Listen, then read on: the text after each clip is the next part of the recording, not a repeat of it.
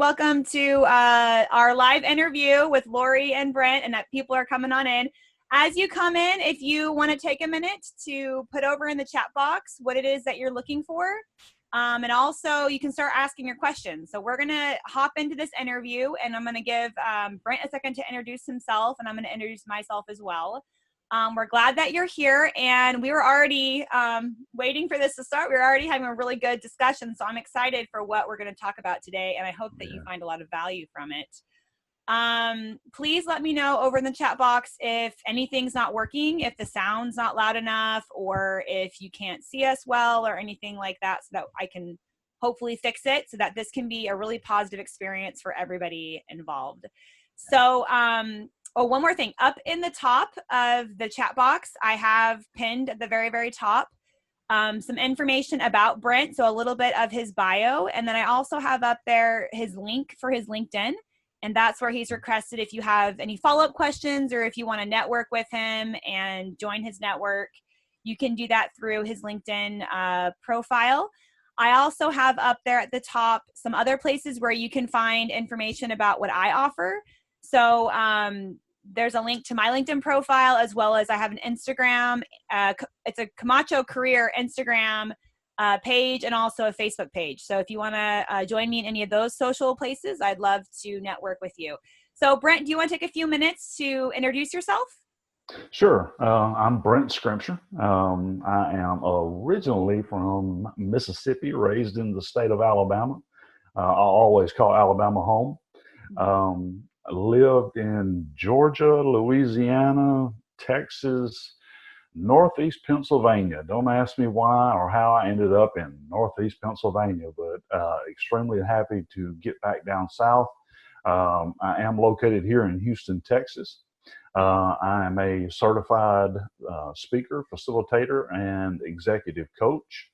I've been working in just purely in the talent development field for the past 8 years. I've worked with companies Target, Kohl's, Amazon, and most recently Stage Stores. Great. And we're glad to have you here today. So for those of you coming in, I think a lot of you already know who I am, but my name is Lori Camacho, and I'm currently the sole moderator of the Camacho Career Support Group. And some of you have met me in a lot of different capacities. I've worked in the Houston community at JS 101. I also do independent coaching. I've done corporate coaching. But my mission right now, especially with this project, the Camacho Careers Facebook group, is to create an online platform where job seekers feel safe asking questions and getting information. So the purpose of this interview, this informational interview, is an opportunity for you to experience an informational interview and to be a part of one with Brent, who has a lot of information about the retail industry and about what's going on right now with the coronavirus and some strategies for employee development and also transitioning. So we're going to be talking about all these different things. And as you're coming in, please feel free to share some chats, questions that you have over in the chat box, or let us know how things are going. Already coming in, they say they can't hear you real well, Brent. So if you can maybe get a little bit closer to your microphone at all, that might help. How about this? Is that better? Let me know over in the chat box a little bit. I know that's uncomfortable. You're going to have to hold it, but hello. When you speak, hold it up maybe. So I think that may be helpful. But let me know. I'll be following over your questions in the chat box. Also, if you guys want to let us know what you're seeking, or if you want to drop a place for us to network with you in the chat box as well. These the things that you share in this chat box are all private to this group, and I've done that on purpose. That way you feel safe networking within this space and getting to know other people in this capacity. So I'm really excited to have you guys here, and I'm looking forward to a good interview. So let's start, Brent, with talking a little bit about your background. So you shared a little bit about the different places you have lived, and mostly always in the South. How long have you been in Houston? Almost 3 years. I moved here in 2017, in June of 2017. So we're closing in on 3 years. I have to remember to pick up my microphone here. Yes, thank Um, yeah. Almost 3 years in Houston. I had previously lived in Tyler, Texas, for about a year and a half, 2 years. Loved Texas. What's not to love about Texas, right? You have Buc-ee's. I mean, we have Yep. Buc-ee's. Except for the hurricanes. Did you come right before Harvey? No, yeah, right before Yeah, Harvey. right before Harvey. Yeah, But I that's had lived an in, introduction. yeah, I had lived in Louisiana for 13 years and experienced, well, we had Katrina on one side of the state, and then I lived in Lake Charles. And then like 3 weeks later, we were hit by Rita. Oh, Which, wow. yeah, so used to hurricanes, but as my wife says, give me a hurricane any day. I've got 5 days notice to get out. Whereas in tornadoes, you may have 5 seconds, right? Mhm. Yeah, that is the one. Well, except for with Harvey, we had some weird flooding where you couldn't really predict Yep. where would flood. So also with your background, can you share a little bit? So you've done employee development for the last 10 years and you've worked in a lot of different industries, well, not industries, but a lot of big giants, like you were saying, Target and Kohl's, and Amazon. But before that, you did supply chain. So do you want to share a little bit about your experience with supply chain and then how you pivoted over into employee development? So I've always kind of had my hands in the cookie jar when it came to employee development. I worked my way through college, actually working in the chemical industry over in Lake Charles, and some of the chemical plants there. And my last company that I worked for there, I was part of the mutual aid response team, where we responded to obviously, you know, medical emergencies, process emergencies, things of that nature. So I got involved in teaching some of the classes and then teaching others. And I found I really, really liked it. And then after college, I continued working in the petrochemical field for about 4 years after graduating college. And then I knew I've got to die sometime, but I didn't want to die out in the chemical plants. Yeah. Some of the stuff that they deal with and I was dealing with at the time was, pretty dangerous. Mm-hmm. So I got to looking for other opportunities. Target caught my eye because I knew that a cardboard box might hurt me if it hit me, but it wouldn't kill me. So that's how I got into it. So I started off with Target, and I sat through new hire orientation. Mm-hmm. And immediately after new hire orientation, I went to some of the HR representatives and I asked, would y'all mind if I did some of this? And, from an HR standpoint, they were like, will you please? Because I felt like it was important that the people sitting in the new hire orientation, that they they saw someone in new hire orientation that they would also see out working with them Mm-hmm. in the warehouse, on the floor. They would interact with, quite a bit. So I felt like that was important. Really enjoyed that piece. Like knocked my headphone out. Um, then after I left Target, got into Kohl's, had some opportunity to work through some leadership workshops, was around some very intelligent, inspiring people when it came to personal development and personal growth. And I just really fell in love with it there. After leaving Kohl's, I actually was hired into operations at Amazon. But the building that I was stationed out of had a unique dynamic. You could tell that the leadership team was having struggles, maybe gelling with each other, and then connecting with the associates. And I asked the building leader there. I said, "Hey, would you mind me start doing some like team building exercises, some growth exercises, and things at our all leaders meeting?" And he was like, "Will you please?" So I did that for maybe a month or two. Yeah. And then they approached me and they said, "Yeah, Brent, I think we hired you for the wrong thing." Hmm. Would you be interested in doing learning and talent development full time? And of course, I just jumped at that Yeah, this is because at I had all, Amazon, right?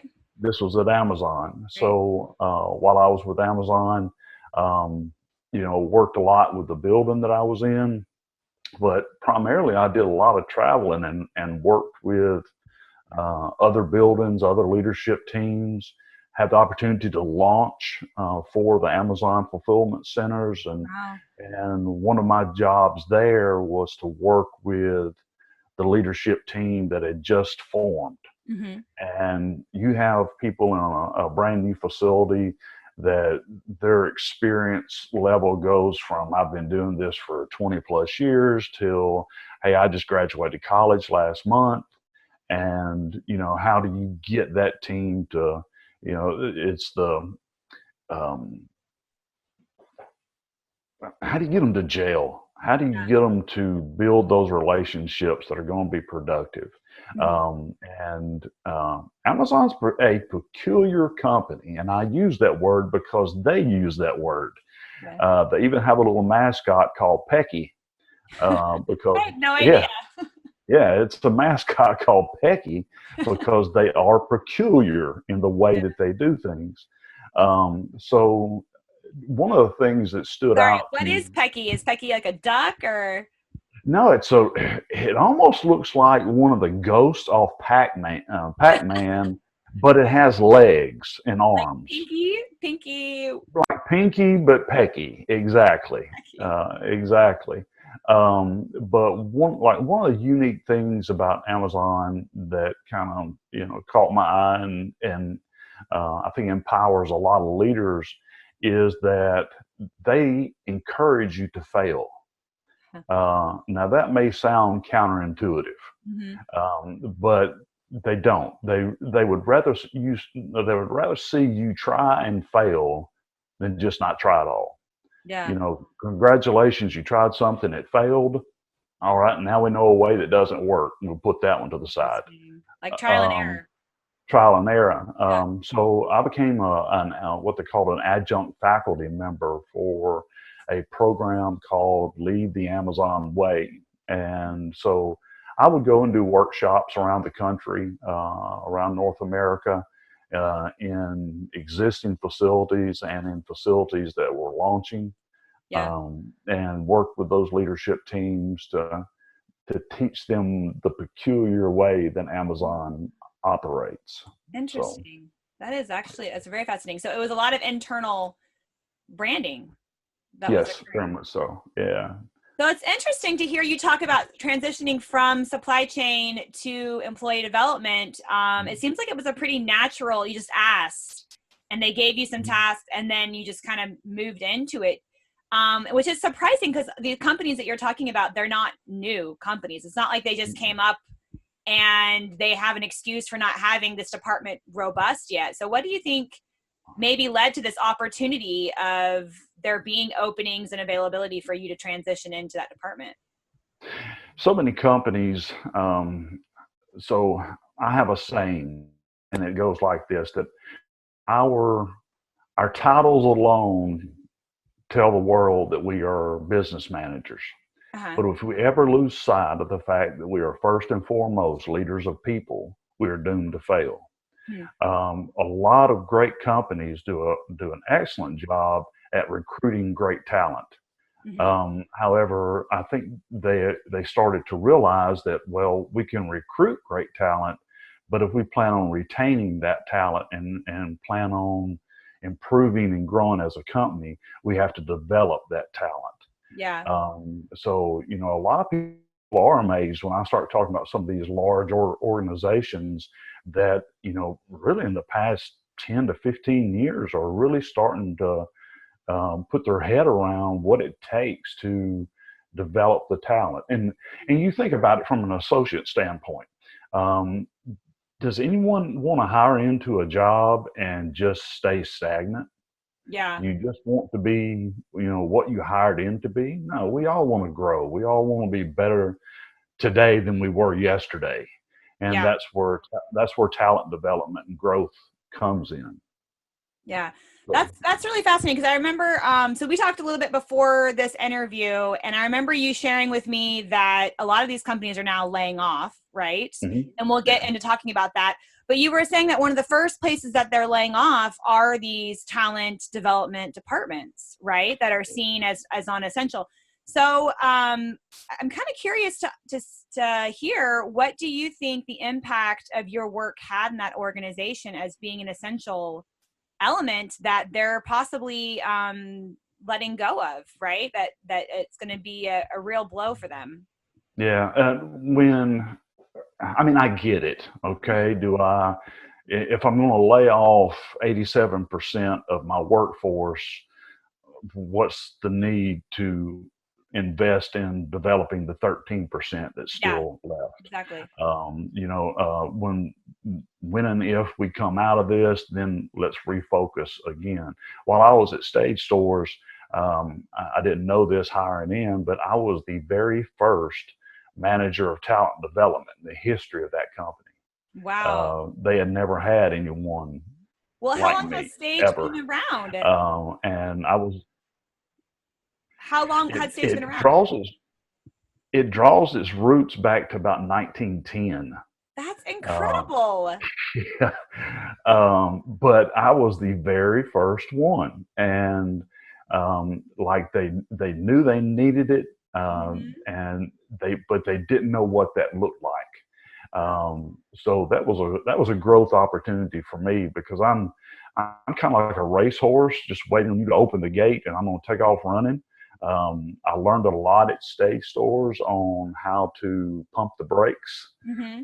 when I needed to pump the brakes, and that was that was an awesome lesson Yeah. uh, for me because I'm one of those guys that I see the goal, I just lower my shoulder and go, Hmm. and please don't be in my way because it's on, Yeah.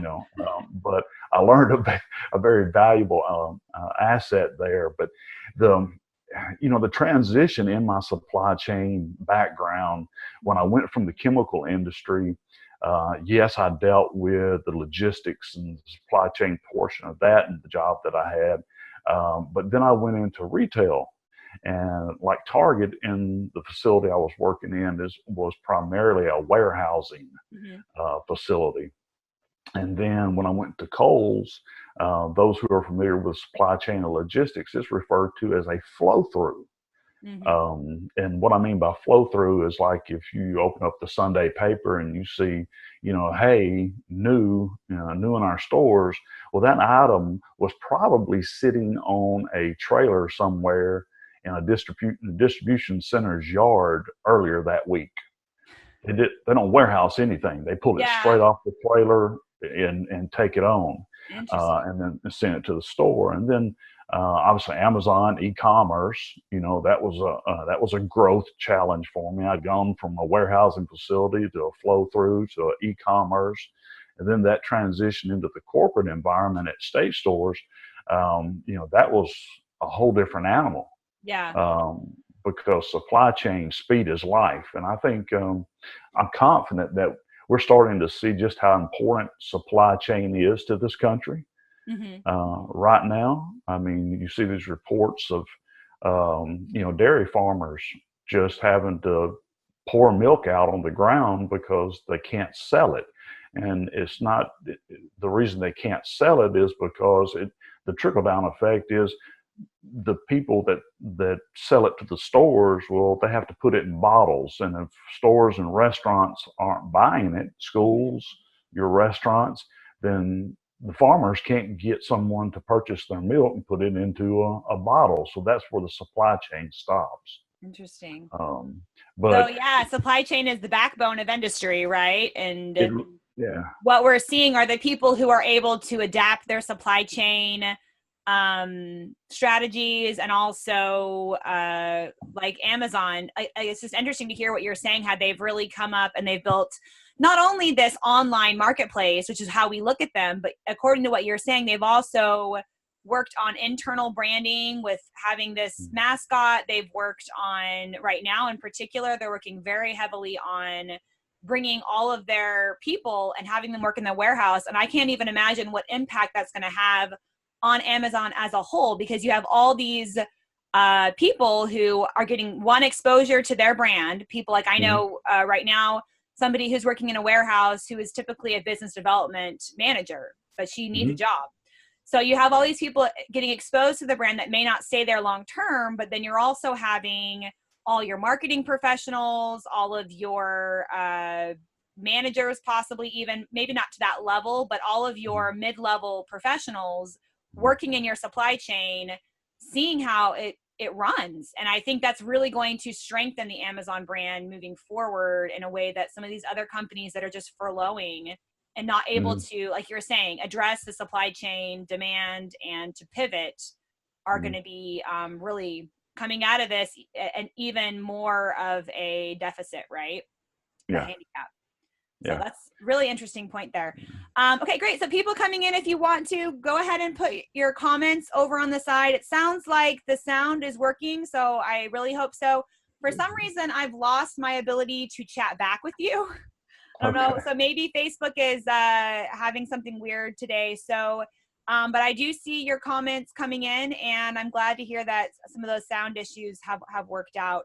So let's go on and let's talk about, so Brent was most recently working at Stage, and like many of the other retailing shops right now, Stage has been letting go a lot of people and also furloughing a lot of people. And I know some of you that are here watching us with us live may be in this pot as well, and that's how you know Brent. So let's talk about that. And will you explain a little bit about what's been going on at Stage recently and how it's affected the employees, but also the just all the people that have been affected by it, what they've been experiencing? Well, we talked a little bit before the interview started in that, I mean, I think we all can attest to the fact that brick and mortar retail has been on life support for years. And we as a society, we're moving more toward the online purchases. And, I believe this or not, I had never bought anything online until I started working for Amazon. Wow. I just didn't. I was still the old school. I went to the store, and if it wasn't at that store, I went to another store. And if it wasn't at that store, I went to another store. And my wife she'd embraced it years ago, and did all the Christmas shopping and everything online. And I was so amazed at how efficiently she was able to pull together Christmas and events like that. Brick and mortar retail, those who survive this pandemic, this economic shutdown, are going to be the ones that have already established a strong online platform. You look at some of the major retailers that they stepped up to the plate to do what Amazon was trying to do and has been doing. You look at your Walmart. What Amazon started doing, right? What Amazon started doing, some of your major retailers that are thriving right now, they've adopted some of those online and technologically savvy ways to reach out to customers. You think about your Walmarts, you think about Target. I mean, they went to a very robust online platform where instead of going to my local Target or going to my local Walmart, well, it'll be at my door in 2 days. I just why make the trip, right? And even you can take it to our grocery stores now, and I can order my groceries online, and they can deliver it to my house. Same concept, right? Yeah. So instead of going to grocery stores and trying to stay 6 feet apart and things of that nature, you see HEB and you see like Kroger here in Texas, probably the two biggies. They're doing well. And Walmart does, I think, next day groceries as well. Yep. So, So, I mean, you see people adopting, or when I say people, I mean organizations adopting that online platform, and how can they serve their customers in that fashion? And those are the companies that are doing well right now. Yeah. And I think coming out of this, they will be the ones that continue to do well and probably flourish. Yeah.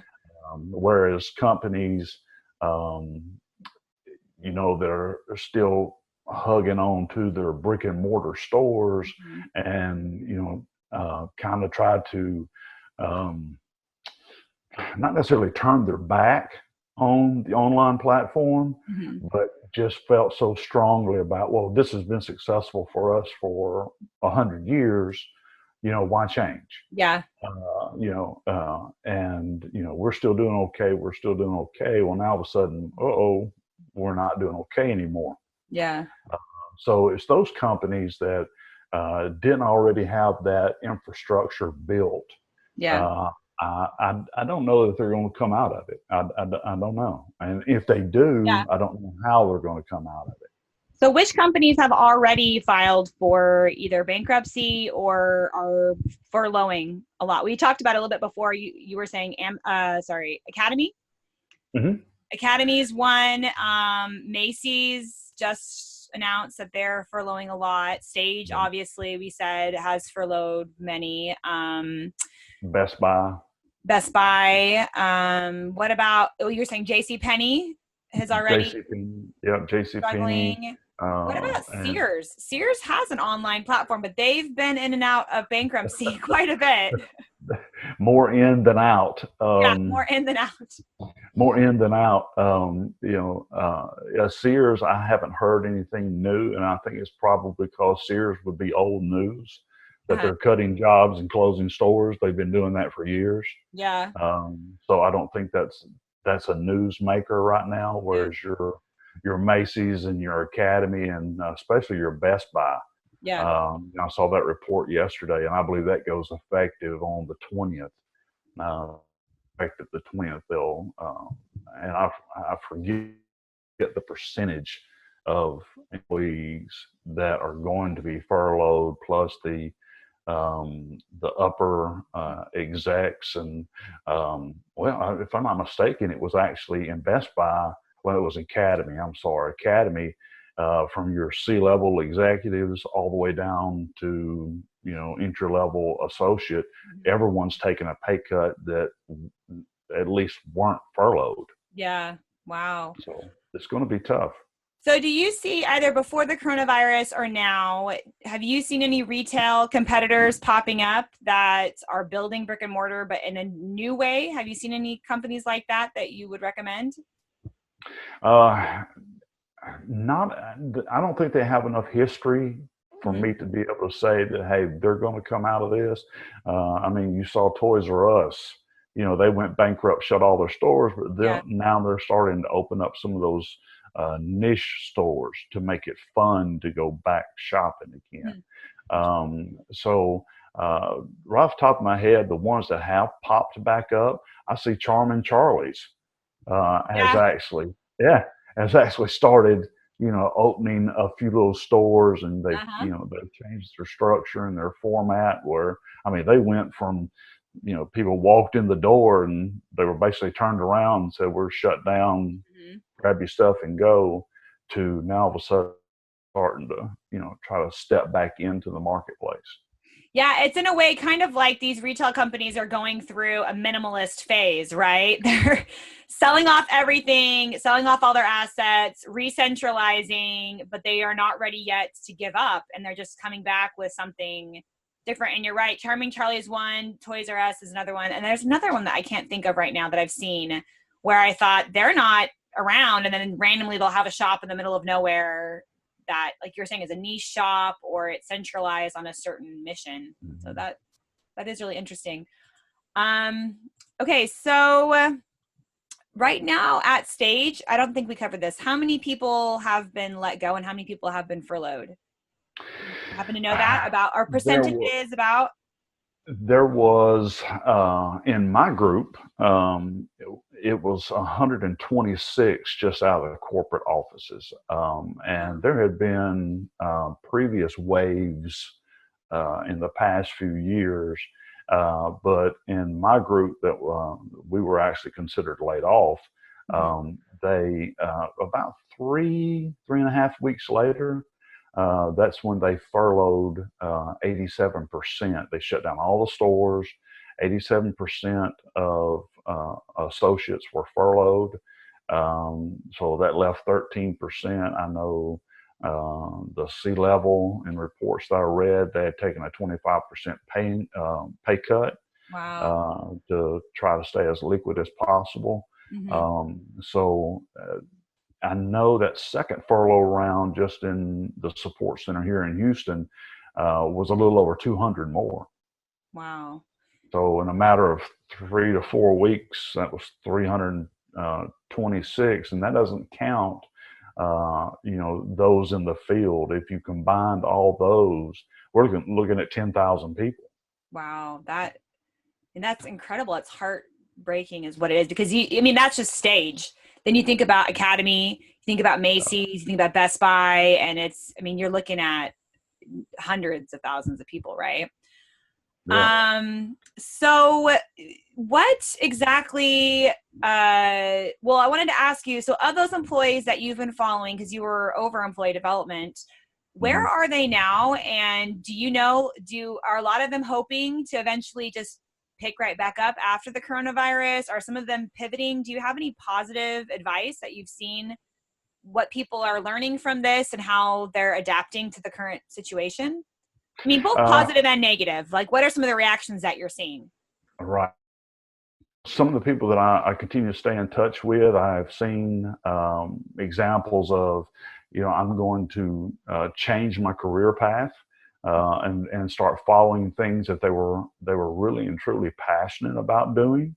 While others I've spoken with are looking to stay in the same field, and it's because that's what they were passionate about, right? That's what made them happy. So it's kind of a mixed bag of what I'm seeing. If there was any piece of advice that I could give anyone is this time is going to cause a lot of us to be just flexible. We're going to have to be flexible. I forget who said it, but it was talking about, there was a saying, I'm going to destroy it. But where a gentleman said, find out what the world needs and set it on fire. And he said, no, find out what sets you on fire and give it to the world, because the world needs more people on fire. And, and I totally destroyed that quote. The gentleman that said it, way more eloquent than I did. But it brings up a good point, a good thought, in that the world, the economy, our local, Houston area, we need people that as our economy opens back up to be passionate about what they're doing. And because that passion fuels energy, it's contagious. And that's what's going to bring us back out of this, I believe. Yeah. I would love to see, like, with some of the other industries, like, for instance, oil and gas is a good example because we're an oil and gas city. Yeah. But when there was a slowdown, or when I've seen, because I've been coaching for a while, whenever I've seen a slowdown, or whenever I've seen a down in the oil prices, and there's a lot of layoffs in oil and gas, what we start to see are people saying, I'm not going to go back working for the bureaucracy or for the corporation. I'm going to build my own business. I'm going to use what I've learned through that company, and I'm going to adapt it into something that I think is a better model. And I would love to see that for the retail industry. I would love to see these people, hundreds or thousands of people being laid off, come together and create competitors. I just say it on air, but competitors for Amazon, competitors that are especially selling American products, or that are innovative and meeting the demands. I recently received a box. It was like a Valentine's Day gift, and it was really well put together. You opened it up and it had a bunch of different like assortments of candies and snacks. And it was a good office gift because it was like what you would put in a basket at an office. Yeah. And I started reading about who had started it. And it was literally a college professor who just had this idea and just started packaging these boxes together and sending them out. And I love that idea. I love those companies. Like, I think it's called Stitch, maybe, the ones where you put in your size and what you like, and then they custom pick your clothing line for you. Yeah. Have you heard of those? Yes, I have. Yeah. Yeah. Not And that I think, use it.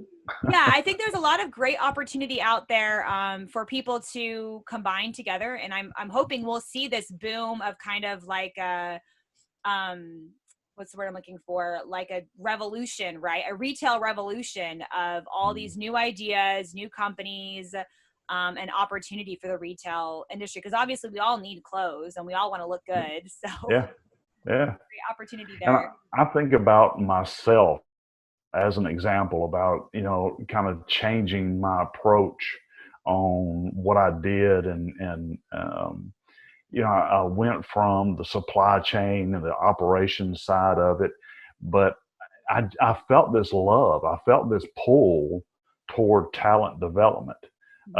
And I will tell you, and you know this, but there is nothing more fulfilling than to, as I put it, see the light bulbs come on behind someone's eyes when they've learned something new, or they've grown a little bit, or they realize that, hey, I did this better today than I did it yesterday. Yeah. And I mean, it's a rush, for me. And I'll share a little story with you. A lot of people ask me, Brent, how did you get into talent development? Brent, how does anyone get into talent development?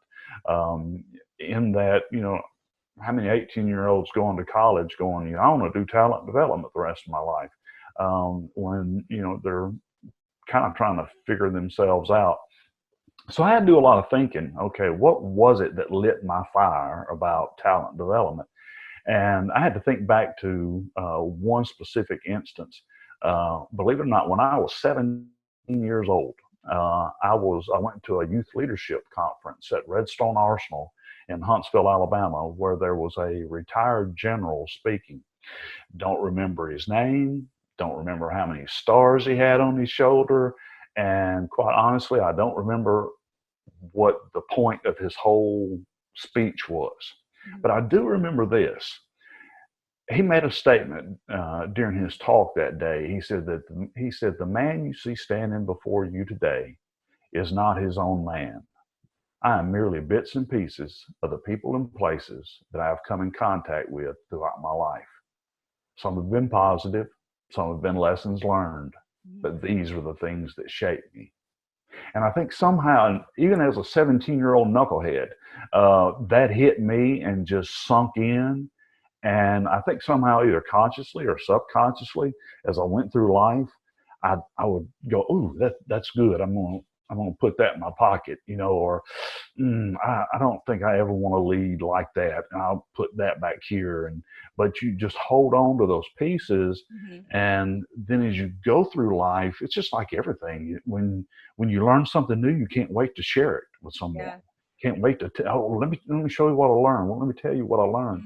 And I realized that was my passion, was to help others grow and develop, because in turn, it's returned to me tenfold. Yeah. When I get to work with someone and I see them grow, I get 10 times more out of it than they do. I really do. Yeah. Oh, yeah. I fully agree with you. I love this quote by Pablo Picasso. He says, and I'm probably going to slander it too, but you can't see something new until you see it with new eyes. And I think a lot of helping employees both to pivot and also to develop even in place is reframing their thought. I don't know if have you seen, this is a little side tangent, but I don't know, have you seen the new Pixar movie Onward? It's on Disney Plus right now. I have not. No. So I don't want to spoil it too much, but I watched that with my kids the other day, and I was really touched by the message behind it, because it's exactly kind of what you're saying, that it's really easy to think that there's only one path for you. And until somebody helps you, and until you start to really discern what's coming at you, and until you start to evaluate it from a more objective place, it's really hard to see what you really have and what you could become.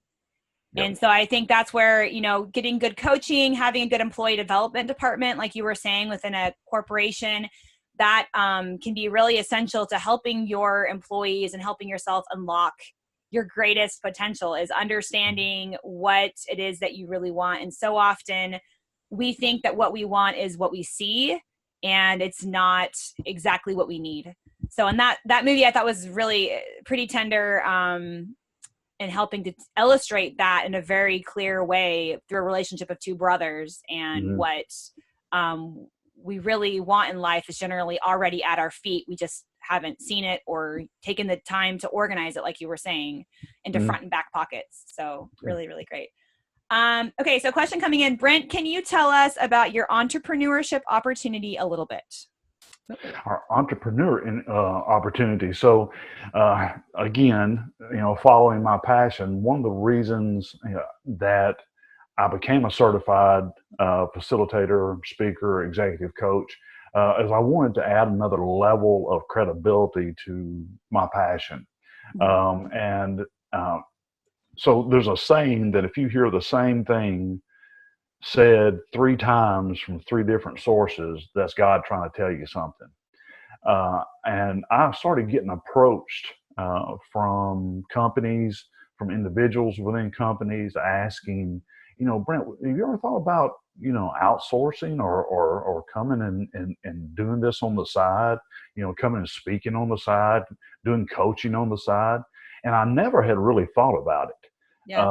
So, you know, I looked at this transition from stage into what my next step of my journey is. This may be an opportunity for me to do what those 3 things that I was told is step out there and look for those opportunities that I can speak to or the other organizations, or do the one-on-one coaching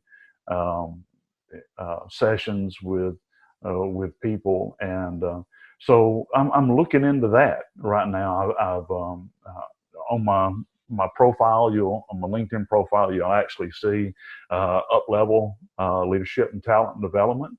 And that's what I'm naming my business. So looking for opportunities to do that.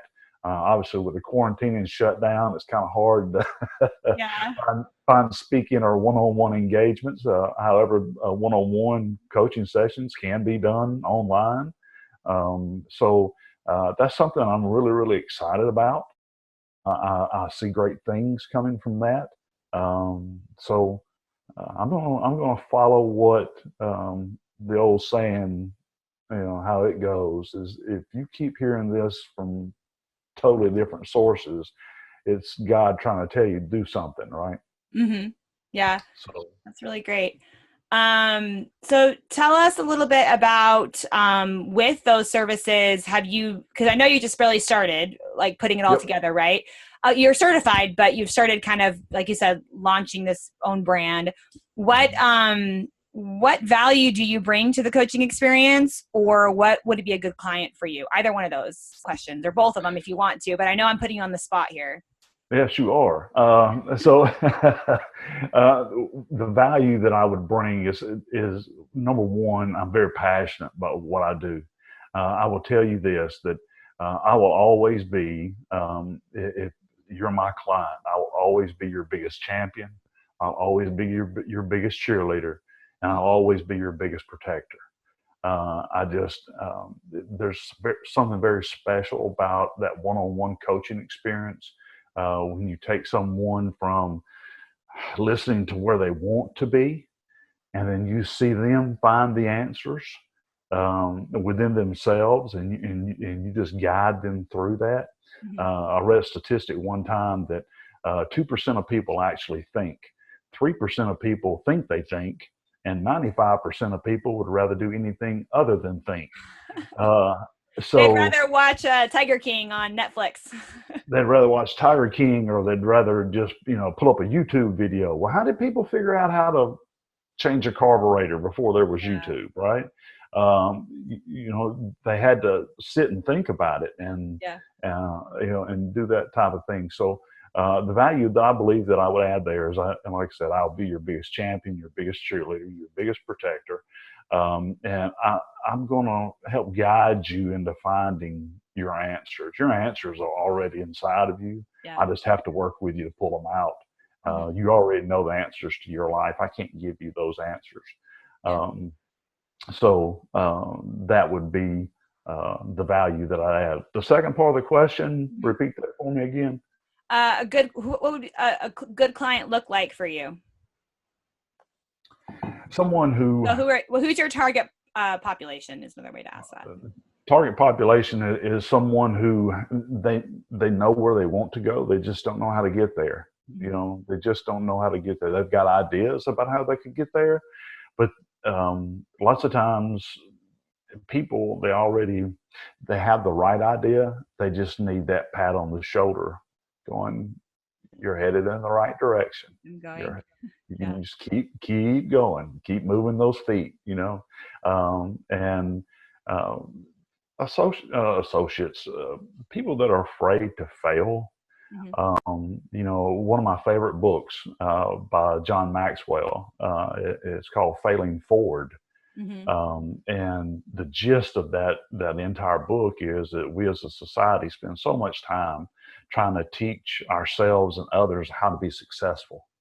And what we really should focus on is how, as a society, we should learn how to fail successfully. So I want to encourage people who are afraid of failure. Don't let failure hold you back. I would love to work with that target. There's what's the saying? I'm so afraid of failing, I won't let myself succeed. Yeah. It's okay to fall flat on your face, because if you fell flat on your face, well, that just means that you were moving forward. Hey, you're 3 foot farther than you were before you fell. So get up, dust yourself off, reflect on what you learned, and keep moving.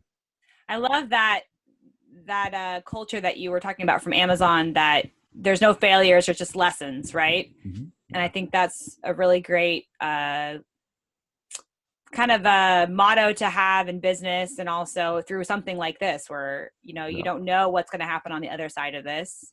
You just have to keep your head in the game and thinking about where it is that you want to go. So great advice.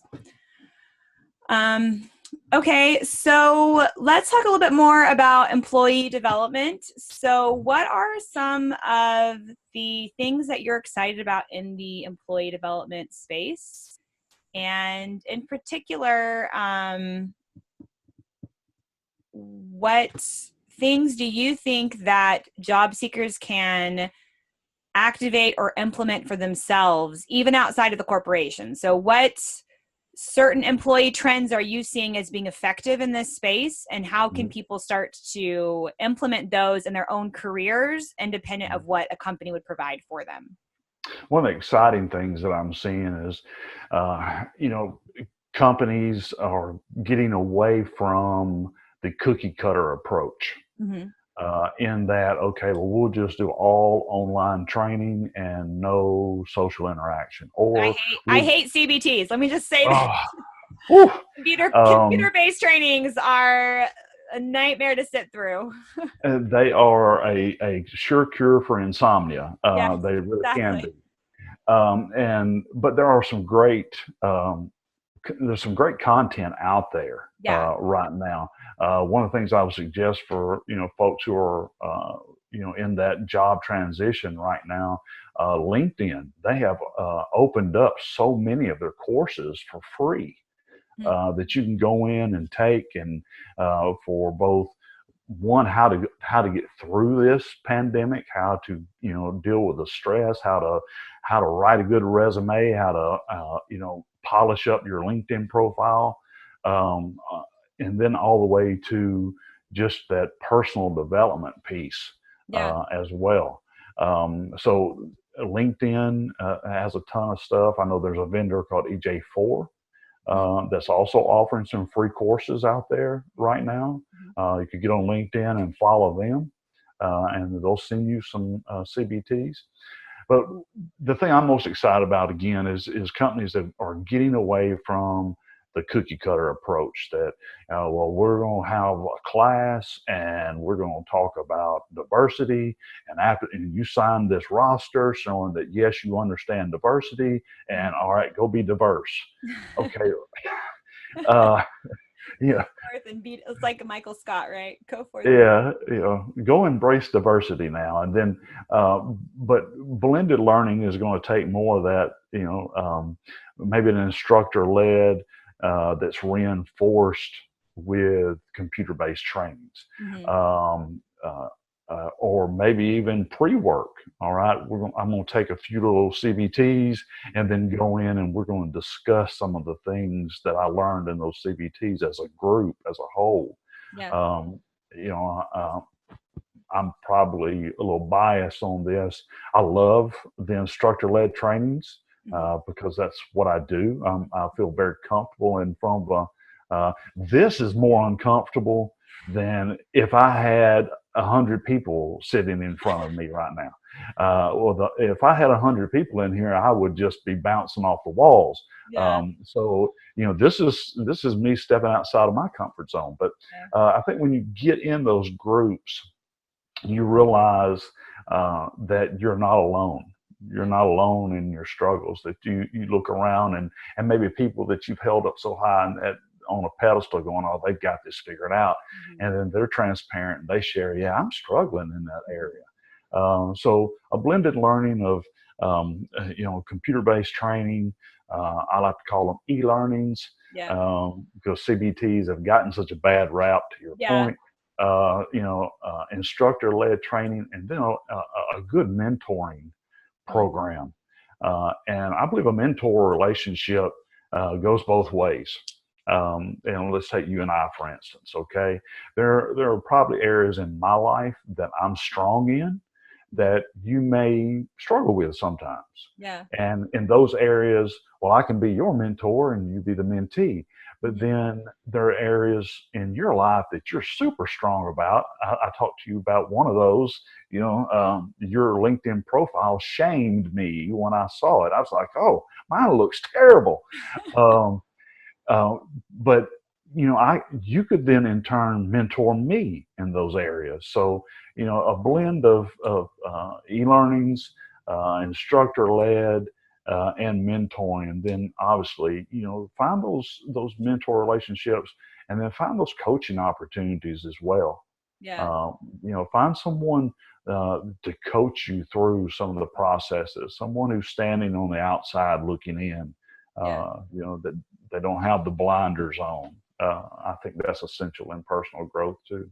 Yeah, talking about this, two of the things I guess I would add to that are two of the fallacies that I run into in my coaching experience and with people that I work with are, number one, believing that they don't have enough knowledge and they need to go and get more knowledge, right? That they have to go and get certified, or they have to go and take this training or spend all these hours in order to be certified in something. And yes, having certifications are very, like you said, they add credibility. Like a perfect example, what you were sharing earlier, they add credibility to what it is that you offer. But I think sometimes, especially during a failure, people think the only way to dig their way out of the hole is to pack on more learning, right? And what I love about what you're saying is a lot of it has to do with blended learning opportunities. So mixing it all together, application, and in particular, just reaching out to people, talking with people, asking them questions. And I know that's really uncomfortable for introverts in particular, but there are so many ways you can do that right now online. And I think that's really exciting in this space that's trending. Is I just saw this new platform come out called Medium. Have you heard of that one? I don't believe so. It's basically like a writing exposition sharing platform. So Okay. how Instagram centralizes on pictures, and you go in Mhm. there and you're looking for pictures, and you kind of judge somebody's page based off of their overall like wall of pictures. Mhm. This one is all writing based. So you go on there and you can write and you can look for other topics. And where a lot of these platforms have traditionally fallen short, like TikTok and Instagram being picture based, this one is all intellectually based. And LinkedIn, for instance, I don't think has a real robust way to search topics. So I find this new platform, Medium, that's a social platform just based off of writing, a fascinating way for introverts in particular to get out their thoughts and to collaborate and share Mhm. and meet other people in a space that allows them to explore their inner interests and passions and things like that. So yeah, some great advice right there, Yeah. I And think. one of the things too, I would, you talk about, you don't always have to seek out something new. Mm-hmm. It could purely be revisiting something, Yeah. that reminds you, yeah, I've strayed away from that. You know Mm-hmm. what? I do need to focus on that area Mm-hmm. more. It's not a matter of learning something new. It may be just age old wisdom of being reminded of something Yeah. that that lit your fire in the past, and Yeah. and brings you back. One of the best examples I saw of that recently is this guy I follow named Eric Didier, but he is a photographer, and right now he can't leave his house to take pictures around. Mhm. So what he did is he just stayed within his little tiny cube of his home office, Mhm. and he forced himself to take pictures with a new lens and to really practice using this new lens to create magazine worthy pictures of the products that he uses. So he videoed like his microphone or like his recording box or his headphone set that he uses, and he Yeah. practiced positioning them and how he did the focal point and how he used the background for depth Mhm. to create these pictures, and they're amazing. And then he made a little video over his experience and what he learned, and he put it on LinkedIn. And I Wow. thought that was a really great example of somebody showcasing, like, in my normal day to day, I don't typically have time to play around with this other lens because I'm busy taking all these other pictures. And right now I'm expanding my skill set in a way that's very hands-on, very driven by him and his interests, and not driven by somebody else telling him what he should do and where he should go and how he should transition his life, basically. So Yeah. Yeah. Again, it's not necessarily about learning new skills as it is sharpening old skills. yes, exactly. So great. We are about out of time. So if you guys have any questions, go ahead and pop them over there in the box because we're going to wrap up here in a few minutes. But I know there's a lag, so go ahead and type your questions in, and then I can ask them. I know we have quite a few people on here, but we haven't had a whole lot of questions. So I don't know if my chat is not working properly. Like I said, I can't respond for some reason in here. But I do see some chats coming through. So go ahead if you have a question, pop it over there on the side. We are going to ask Brent one more question while we wait for your questions to come in, and then we'll wrap up here. So let me just, I'm refreshing my page to see if any new questions are coming in. Okay, so I wanted to hear you explain to us a little bit. Maybe we've already discussed this, but you were telling me before the interview about an intentional growth process. Mhm. Do you want to share a little bit about that? I absolutely can. I typed up some notes. I know we're short on time. Uh-huh. Um, One thing I will say, I believe you put my LinkedIn profile, the link Yeah, to it's up at that. the top of the chat box for those of you who are in the chat with us. Okay. Guys, I'd love for you to connect, reach out to me. I'd love to hear what you have to say. You may have some other questions and things. I've typed these up and I have them available on my LinkedIn profile, so that if you're interested and you want to really look at it, it's very structured. The first part of it is what are the steps in personal growth. Now these may sound real simple, but the first step is you learn, right? You find out, okay, what it is that I want to learn. The second step is going to be unlearn, and that can be the hardest part, right? What's the old saying? Old habits are hard to break. When you've learned something, you failed, and lots of times people will just keep going back to that. All right. So that second step is to unlearn what you learned. Third step is to now relearn new ways. Look for other ways of doing things. That's there. That's the steps in personal growth. A personal growth plan is, number one, make a commitment. And I always share this with people, that when you make a commitment, make sure it's a commitment that you can and will stick to. And what I mean by that is that's why so many New Year's resolutions fail. Is everybody says, you know what, I am going to start running 3 miles a day every day and get in shape. Well, if you aren't actually a runner, you may struggle with that. Or if you can only run 50 yards, then you're going to struggle with that as well. I call it make a commitment that's an irreducible minimum. And that just means just what it sounds like, that I'm going to make a commitment that I can do this, that it's almost so small, so insignificant sounding that I'd almost be embarrassed to share it with someone. And it could be, okay, I want to get physically fit. So, Lori, what's the irreducible minimum commitment that you can make to get physically fit? What would that be? Could you do 1 sit-up a day? Yeah. 1 push-up a day? Yeah, maybe. All right, I'm going to commit. I'm going to do 1 push-up a day. And you're looking at me and you're going, okay, every day? Yep, every day. Weekends? Yep, weekends too. Holidays? Yep, do it on a holiday. Or what if I have the flu? All right, well, get down to the floor, do your push-up, throw up, get back in the bed, okay? But do that 1 push-up. How much time do we have?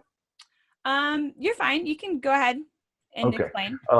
I'm going to tell you a story. So I have a son, my oldest son, Tyler, avid reader since he was very, very young. But as most young people, their lives start to get very busy and they get away from some of the things that they love. Of course, me being in the space that I'm in and in development and talent development, I push my kids to be better, and keep doing the things that you love. But I asked him one day, I said, son, his name's Tyler, and I said, what are you reading right now? And he said, dude, I don't have time to read. And I said, okay, 2 things. Number 1, don't call me dude. Number 2, you have the same 168 hours in a week that everybody else has. So what can you commit to reading, every day? What can you commit to? And there was like a pause. And I said, could you commit to reading 2 pages a day? And he said, every day? Yes, every day. Weekends? Yeah, weekends. Holidays? Yeah.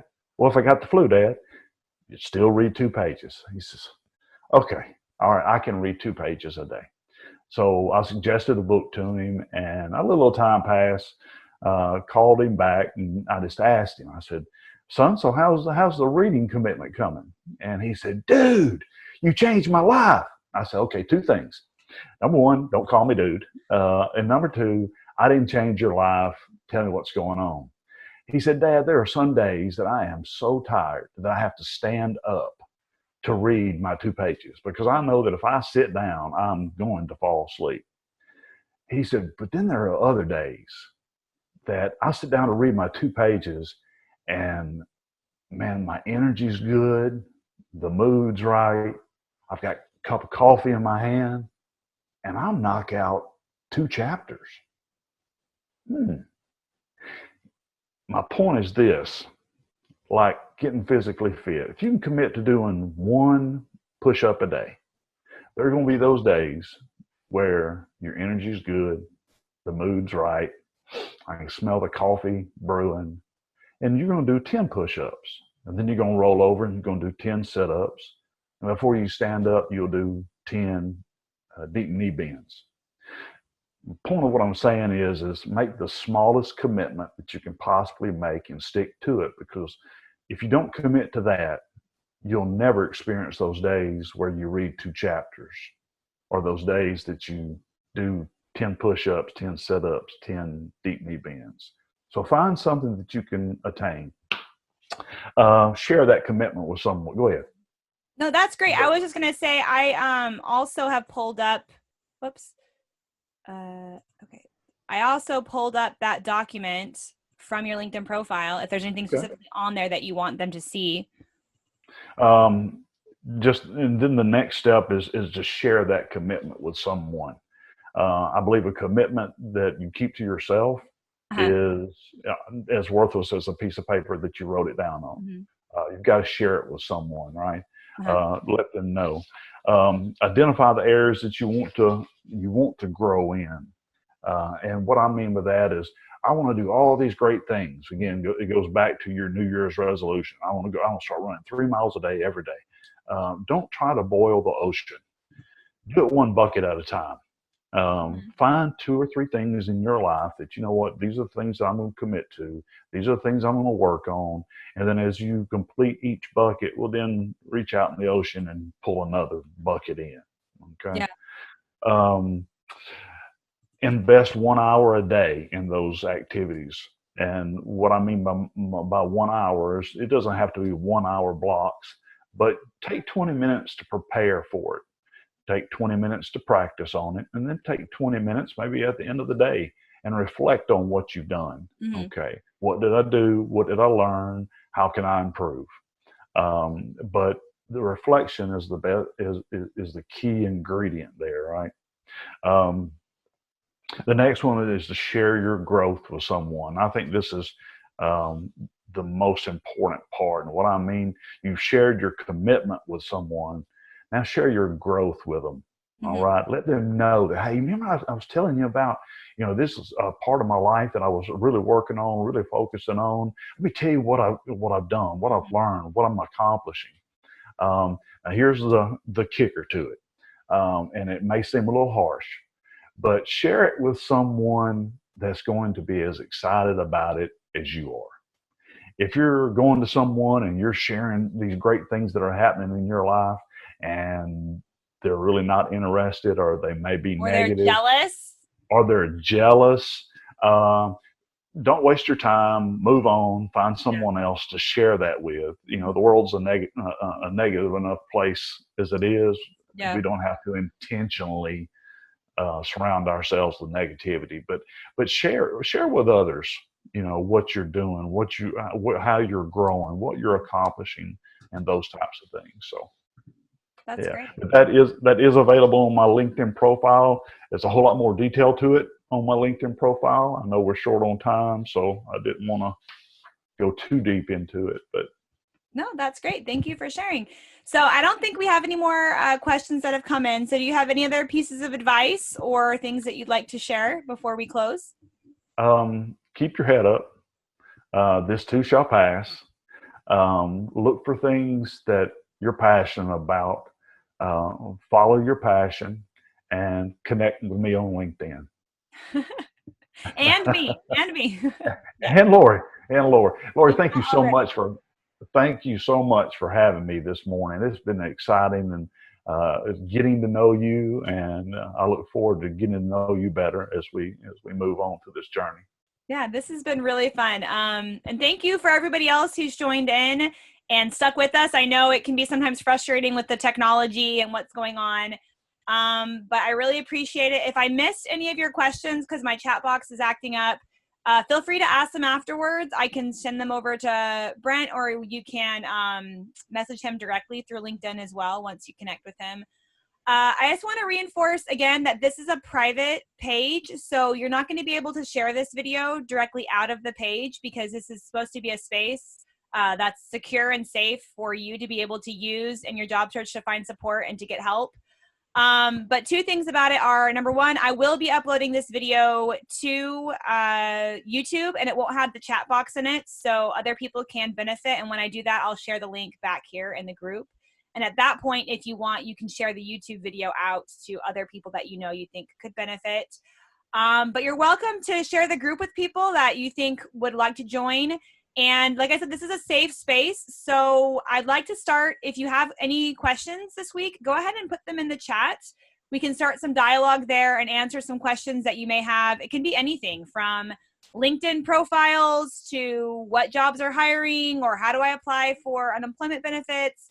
But this space is really for you to be able to ask those questions outside of LinkedIn and begin your networking here.